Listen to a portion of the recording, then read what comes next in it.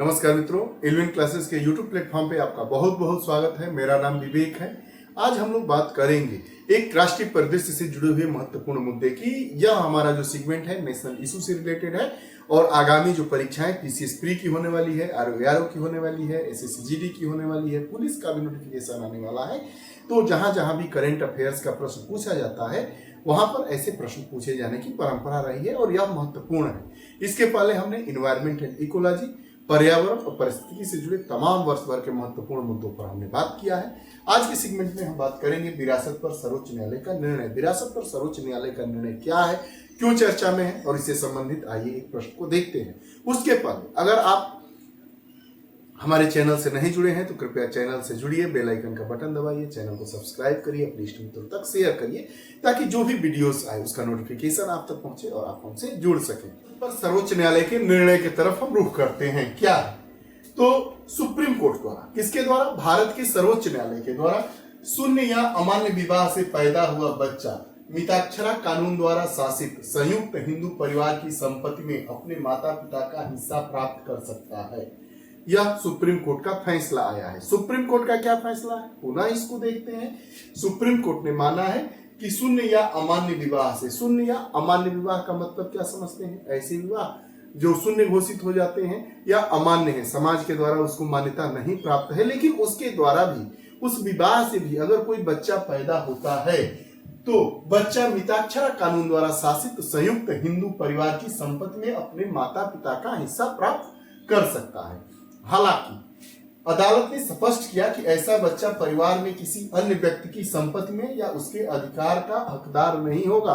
अगर मान लीजिए कि ऐसे जो बच्चे पैदा होते हैं तो उनके पिताजी दो भाई हैं, तो उनके बाबा की संपत्ति जो है वह दो हिस्सों में बांटी जाएगी और जो उनके पिताजी का हिस्सा होगा उसी में मिताक्षरा कानून के तहत इनको संपत्ति में हिस्सा दिया जा सकता है। वह अपने चाचा की हिस्सेदारी में नहीं हिस्सा ले सकते हैं।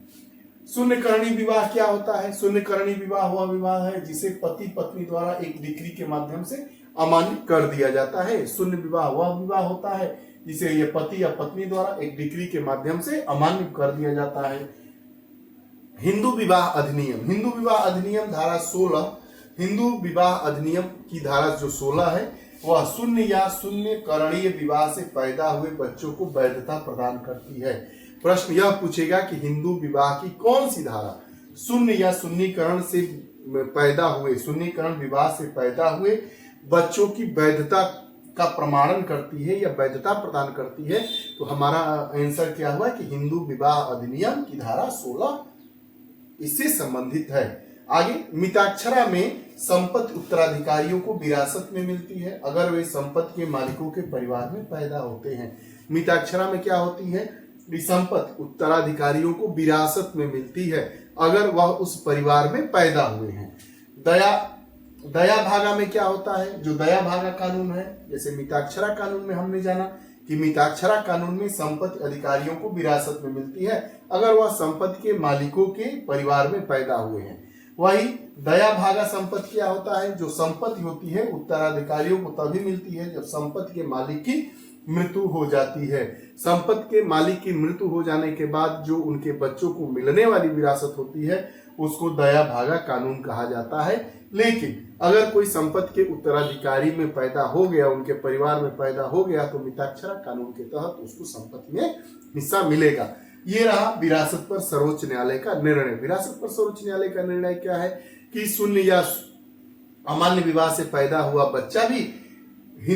बच्चा भी मिताक्षरा कानून द्वारा शासित संयुक्त हिंदू परिवार में हिस्सा लेने के काबिल है, उसको हिस्सा दिया जा सकता है। अब आइए इससे संबंधित एक प्रश्न को संबंधित प्रावधान के संदर्भ में विचार करना है। 3 है और कौन सा कथन सही है इस पर हम बात कर लेंगे। हिंदू विवाह अधिनियम 1956 की धारा 16(3) भारत में विरासत कानूनों से संबंधित है। बिल्कुल सही। हिंदू विवाह अधिनियम 1956 की धारा 16(3) भारत में विरासत कानूनों से संबंधित है। पिता के निधन के बाद दादा की स्व अर्जित संपत्ति में बच्चे का अधिकार आता है। भारत में ये भी सही है और भारत में विरासत कानूनों के अनुसार कानूनी रूप से गोद लिए बच्चे के पास प्राकृतिक बच्चे के समान अधिकार है, अर्थात तीनों कथन सही है। तो हमारा विकल्प डी सही हो गया। आपको यह हमारा सेशन कैसा लगा कमेंट बॉक्स में जरूर बताइएगा। नमस्कार।